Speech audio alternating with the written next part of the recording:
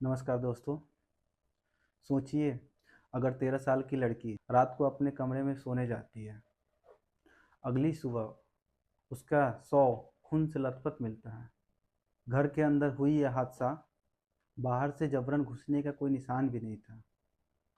और फिर कहानी में एक ऐसा दृश्य आता है कि जिस नौकर पे हत्या का शक गया था, उस नौकर का शव उसी के घर के छत के ऊपर मिलता है।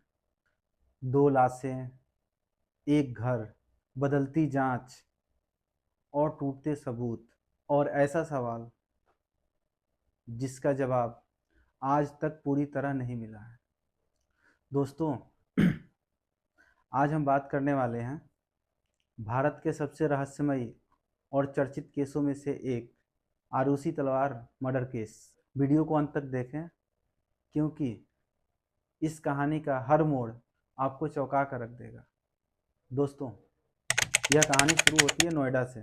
आरूसी तलवार एक 13 साल की छात्रा जो अपने माता पिता राजेश और नूपुर तलवार के साथ रहती थी। दोनों पेशे से डेंटिस्ट थे। बाहर से देखने पर यह परिवार खुशहाल और सामान्य लगता था।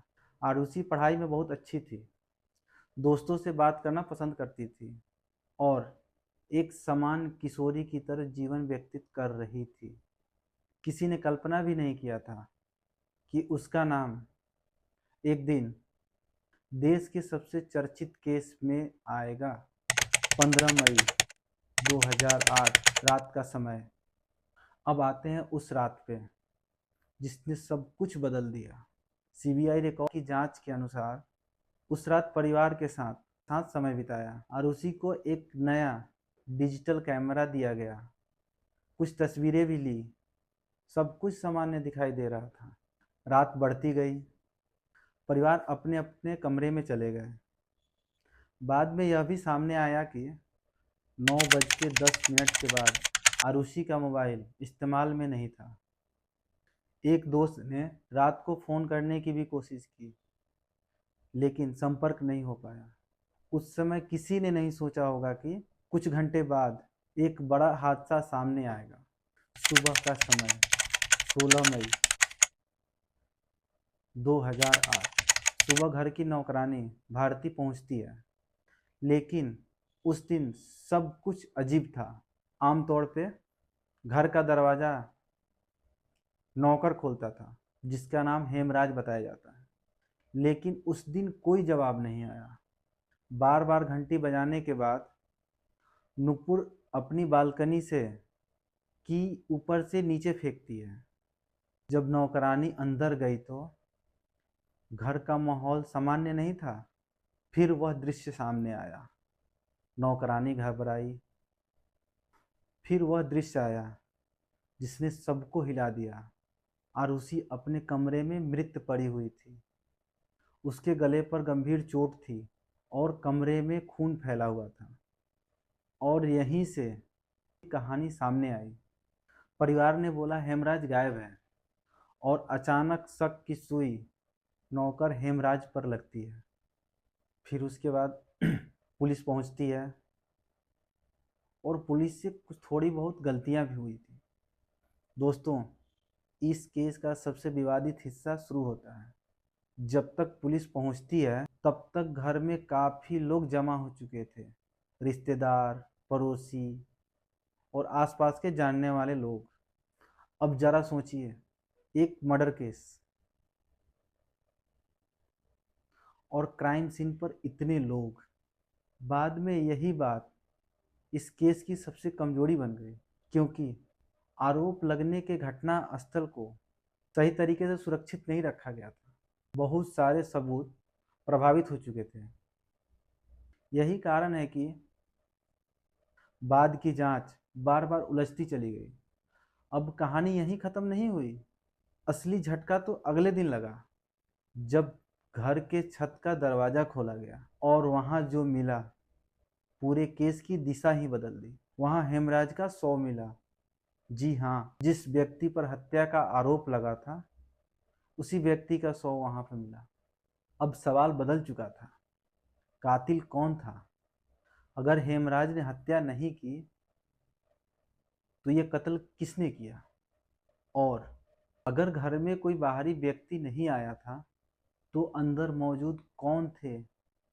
शक की दिशा बदलने लगी। दोस्तों, अब जांच और ज़्यादा उलझने लगी। पुलिस ने घर के अंदर की स्थिति को देखा। जबरन प्रवेश करने के कहीं भी सुराग नहीं मिला। कई सवाल उठे। कुछ लोगों ने कहा कि यह काम किसी अंदर के व्यक्ति का हो सकता है। कुछ जांच एजेंसियों ने अलग अलग संभावनाएं सामने रखी। मीडिया में भी कई तरह के बात चलने लगे, लेकिन यह बात याद रखनी चाहिए, इस केस में कई सिद्धांत सामने आए, लेकिन उनमें से कई विवादित भी रहे। और दोस्तों, शायद यहीं से केस अदालत से पहले टीवी स्टूडियो में पहुंच चुका था। हर चैनल की अपनी थ्योरी थी, हर जगह बहस चल रही थी, लोगों ने अपने अपने निष्कर्ष लगाने शुरू कर दिए थे। लेकिन समस्या यह नहीं थी कि बहुत सारी बातें सिर्फ अटकलों पर आधारित थी। धीरे धीरे यह केस सिर्फ जांच ही नहीं रहा, बल्कि यह राष्ट्रीय बहस बन गया। केस सीबीआई को सौंपी गई। सीबीआई ने शुरुआत में अलग अलग एंगल देखे गए। कुछ घरेलू सहायकों से पूछताछ की गई, कई लोगों से सवाल पूछे गए, लेकिन समस्या वही रही। शुरुआती सबूतों, कथित छेड़छाड़ और क्राइम सीन को प्रभावित किया। क्राइम सीन का प्रभावित होने का यही कारण था कि जांच की दिशा कई बार बदलती गई। दोस्तों, इस केस में कई अलग अलग थ्योरी सामने आई। कुछ में बाहरी लोगों पर शक किया गया, कुछ में अंदरूनी साजिशें बताई गई, कुछ में परिवार के भूमिका पर सवाल उठाए गए। लेकिन सबसे बड़ी समस्या यह थी कि कोई ऐसी बात सामने आई जो हर सवाल का साफ साफ जवाब दे सके। यही वजह थी कि जितनी जांच आगे बढ़ती गई, उतने ही सवाल बढ़ते गए। आगे चलकर राजेश और नुपुर तलवार को आरोपी करार करते हुए 2013 में सजा सुनाई गई। लेकिन कहानी यहीं खत्म नहीं हुई। बाद में इस फैसले को चुनौती दी गई, उच्च न्यायालय को अपील की गई। 2017 में इलाहाबाद हाई कोर्ट ने कहा कि कोई प्रत्यक्ष सबूत नहीं होने के कारण दोनों को बरी किया जाता है, और यहीं से यह केस और रहस्यमयी बन गया। तो दोस्तों, अब सबसे बड़ा सवाल, आखिर उस रात हुआ क्या था? कातिल कौन था? क्या शुरुआती गलतियों ने केस को इतना कमजोर कर दिया था? क्या क्राइम सीन पहले से सुरक्षित रखा जाता तो क्या शायद जवाब मिल सकता था? ये वो सवाल हैं जिसका जवाब आज भी लोग खोज रहे हैं।